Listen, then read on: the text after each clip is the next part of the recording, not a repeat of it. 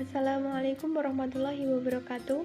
Saya Indah Lestari, nomor induk mahasiswa 201190075 dan teman saya Indah Dina Ayu Puspitasari, nomor induk mahasiswa 201190104. Kami dari kelompok 13 PAIC akan mempresentasikan makalah kelompok kami mengenai konsep e-learning sebagai model pendidikan jarak jauh. Poin yang pertama, pengertian e-learning dan pendidikan jarak jauh. E-learning merupakan proses pembelajaran berbasis elektronik atau biasa disingkat dengan huruf E yang dilakukan dengan menggunakan komputer, teknologi telekomunikasi dan informasi seperti internet, video atau audio conference, dan lain-lain. E-learning digunakan dalam pendidikan yang berjarak atau distance learning, di mana seorang pengajar dan peserta didik tidak harus bertemu dalam satu ruang dan waktu tertentu. Pendidikan jarak jauh merupakan suatu proses pengajaran terorganisir atau organized instructional program, di mana antara pengajar dan siswa berada pada lokasi yang berbeda. Poin kedua, e-learning sebagai media pembelajaran jarak jauh. Implementasi e-learning dibagi menjadi 3 bentuk, yaitu 1. Suplemen atau tambahan. Apabila peserta didik memiliki kebebasan untuk memilih memanfaatkan materi pembelajaran atau tidak. Yang kedua, komplemen atau pelengkap. Artinya, materi e-learning digunakan sebagai materi pengayaan bagi peserta didik. Dan yang ketiga, substitusi atau pengganti. Peserta didik dapat mengelola kegiatan pembelajaran sesuai dengan waktu dan aktivitas sehari-hari. Poin ketiga, karakteristik e-learning. Menurut Riana, ada 3 karakteristik e-learning, yaitu 1. Daya tangkap siswa terhadap materi pembelajaran tidak tergantung kepada guru.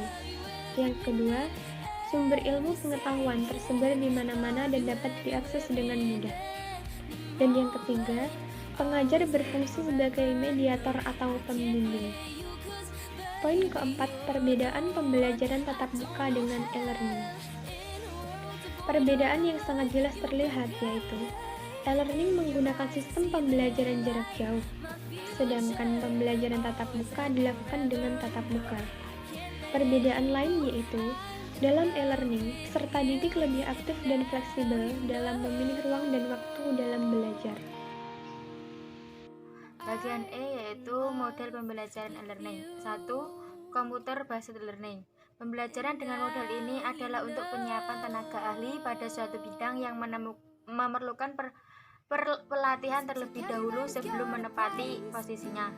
Yang kedua yaitu web based learning, yaitu sebuah model pembelajaran jarak jauh yang menggunakan internet sebagai sarananya. Yang ketiga yaitu mobile learning. Aktif utama mobile learning adalah mendistribusikan bahan belajar kepada peserta didik agar dapat diakses menggunakan perangkat komunikasi portabel semacam telepon genggam. Bagian F yaitu kategori e-learning. 1. Synchronous e-learning. Pada bentuk synchronous ini, pendidik, peserta didik, dan rekan-rekannya melakukan pertemuan secara online di internet. Yang kedua, self-directed learning. Pada kategori ini, peserta didik melakukan pembelajaran secara mandiri dengan mengakses berbagai referensi dan bahan belajar yang disediakan. Yang ketiga yaitu collaborative learning.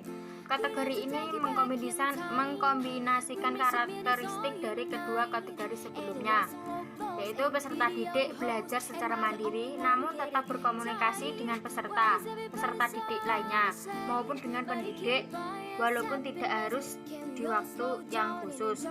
G yaitu manfaat penerapan learning. 1. Menghemat uang. 2. Mendistribusikan pesan yang terstandarisasi. 3. Menghubungkan dengan para ahli yang mana mereka tidak dapat bertemu secara langsung. Yang keempat, memberikan pengalaman belajar kelas dunia. Yang kelima yaitu mudah diperbarui dan didistribusikan untuk semua orang, dan lain sebagainya. Bagian H yaitu kelebihan dan kekurangan e-learning. Di antara kelebihan e-learning yaitu 1. Mendorong minat belajar peserta e-learning untuk lebih aktif. Dua, tidak terbatas tempat dan waktu. Yang ketiga, pelajar dan siswa dapat melakukan diskusi melalui internet dengan jumlah peserta yang banyak sehingga diperoleh ilmu dan wawasan yang luas. Yang keempat, yaitu bahan-bahan pembelajaran mudah diakses. Selanjutnya yaitu kekurangan learning. 1. Proses pembelajaran lebih cenderung ke pelatihan daripada pendidikan. Berkurangnya interaksi sosial secara langsung. 3. Tidak semua peserta didik memiliki media sosial seperti HP, laptop, komputer, dan lain sebagainya. Yang keempat, tidak semua daerah tersedia fasilitas internet atau jaringan yang kuat. Cukup sekian dari kami, mungkin banyak kurangnya mohon dimaafkan. Wassalamualaikum warahmatullahi wabarakatuh.